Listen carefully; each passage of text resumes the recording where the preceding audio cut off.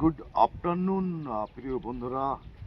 আমি আজ আপনাদের নিয়ে আসলাম উত্তরবঙ্গের একটি প্রাচীন জনপদ।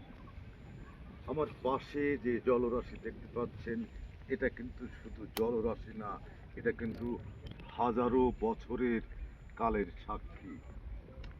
এটা কিন্তু একটা দিঘি প্রিয় বন্ধুরা, এর নাম কিন্তু দেবর দিঘি। পাল সাম্রাজ্যের দ্বিতীয়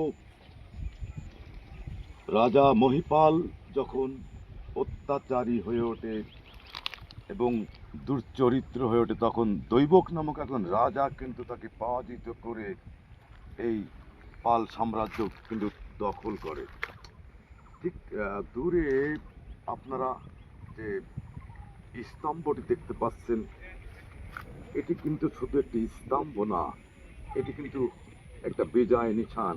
আজ থেকে 1000 বছর আগে কিন্তু মহিপালকে পরাজিত করে বিজয়ের স্মৃতির চিহ্ন হিসেবে এই স্তম্ভটি তৈরি করে। এই স্তম্ভটি কিন্তু বন্ধুরা গ্রেনাইট পাথর দিয়ে তৈরি।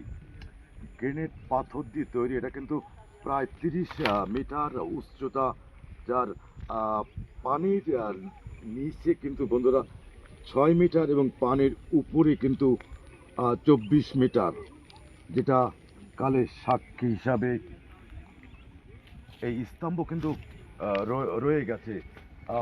দৈবক রাজা কিন্তু তখনই বুঝতে পেরেছিলেন মানুষ আমাকে ভুলে যাবে, আমার বিজয়কে ভুলে যাবে, কিন্তু এই স্তম্ভ দেখে কিন্তু আমার সেই জয়ের কথা মনে পড়বে। এ বন্ধুরা, এখানে আজ মানুষের কোলাহল নেই, কিন্তু এটা এক সময় ছিল